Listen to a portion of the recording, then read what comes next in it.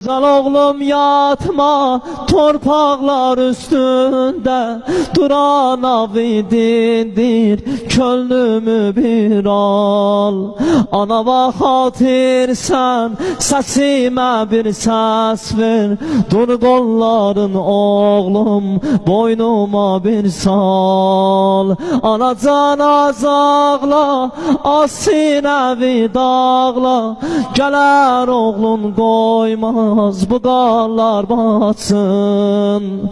Anacan azağla asinəvi dağla, gələr oğlun koymaz bu qallar batsın. Çok sağ olun. Allah var eləsin. Teşekkür edirəm. Bəli, həqiqətən salam olsun şəhidlərə. Allahın salamı.